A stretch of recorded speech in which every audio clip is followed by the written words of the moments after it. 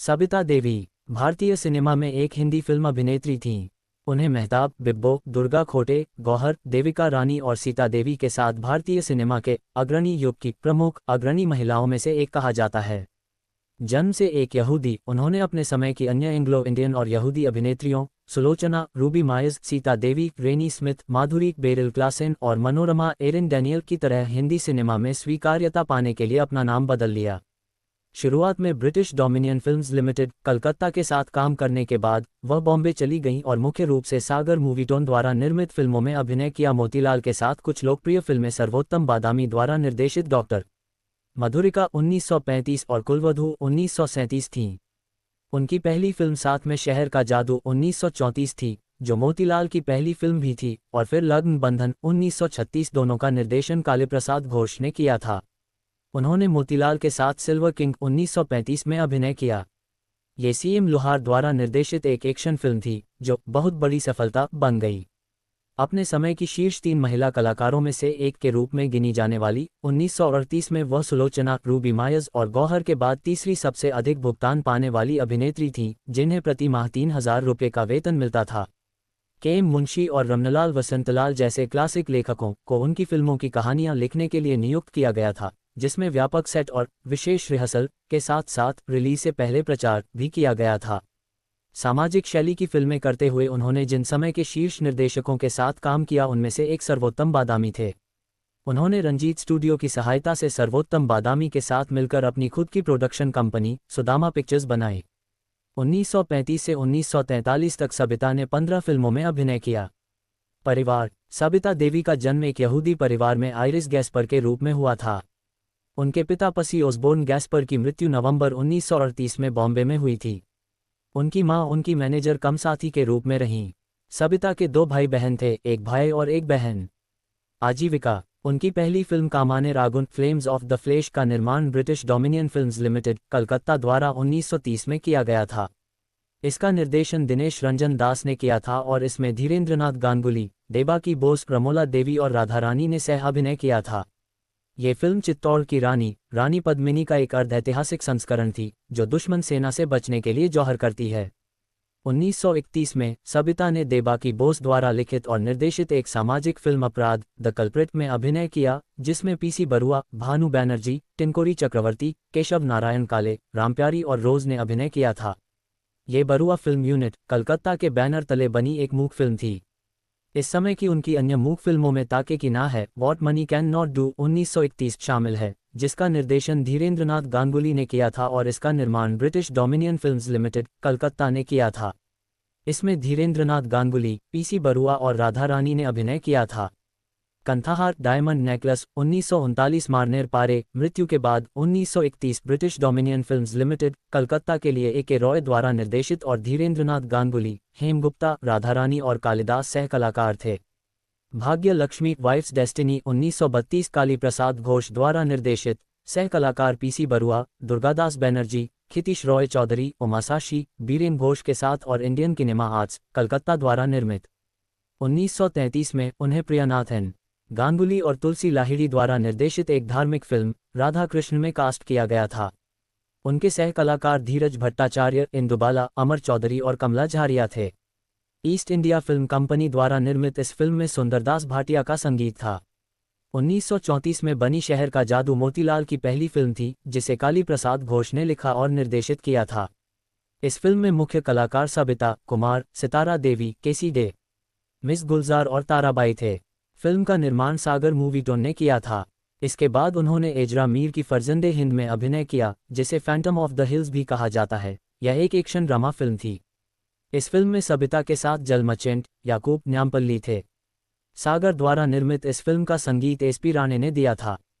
गृहलक्ष्मी शिक्षित पत्नी 1934 एक प्रारंभिक महिला केंद्रित फिल्म थी और यह पहले की मूक फिल्म भानेली भामिनी 1927 की रीमेक थी। सर्वोत्तम बादामी द्वारा निर्देशित इसे सागर ने निर्मित किया था और एसपी राणे ने संगीत दिया था। उनके सह कलाकार जलमचेंट, याकूब, केसी डे और ललिता देवुलकर थे। 1934 में उनकी आखिरी फिल्म चंद्रगुप्ता थी, जिसका निर्देशन ए.आर. कारदार ने किया था और इसमें गुल हामिद, नजीर, मजहर खान और धीरज भट्टाचार्य ने अभिनय किया था।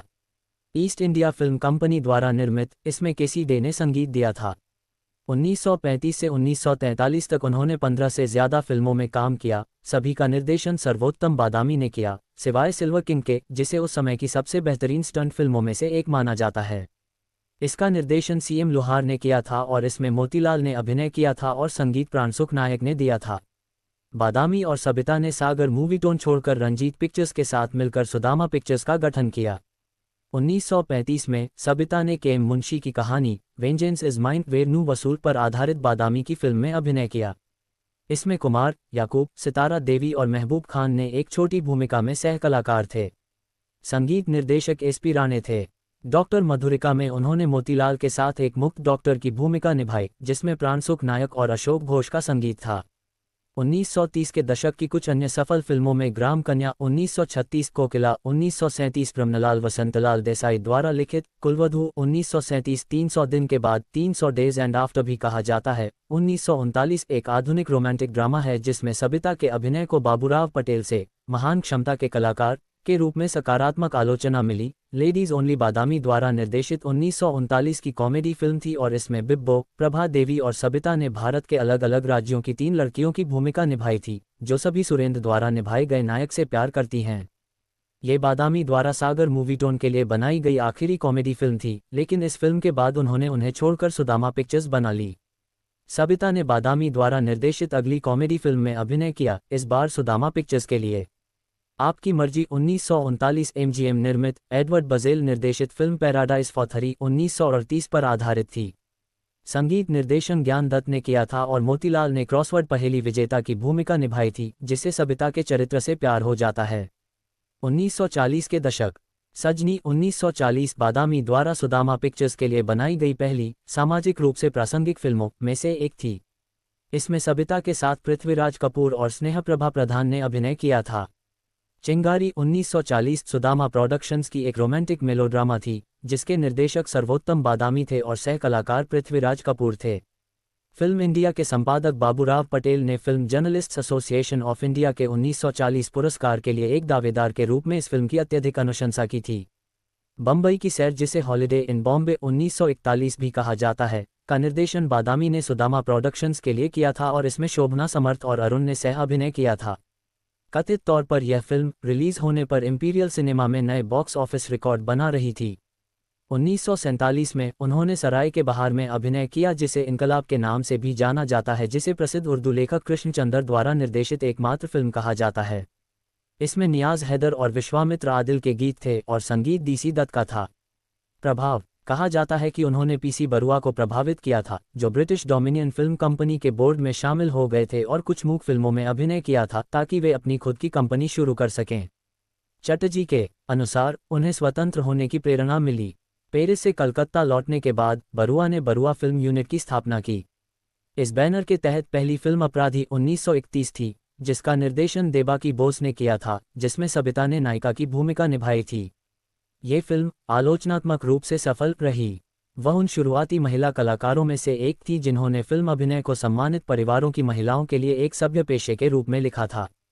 फिल्मलैंड इंग्लिश साप्ताहिक नवंबर 1931 के अंक में क्यों सम्मानित महिलाओं को फिल्मों में शामिल नहीं होना चाहिए शीर्षक से लिखे गए एक पत्र में उन्होंने सितंबर 1931 के अंक में एक अनाम अभिनेत्री द्वारा उठाए गए निर्माताओं और निर्देशकों की अनैतिकता और निम्न नैतिक मानकों के दावों का विरोध किया। क्या सम्मानित महिलाओं को फिल्मों में शामिल होना चाहिए?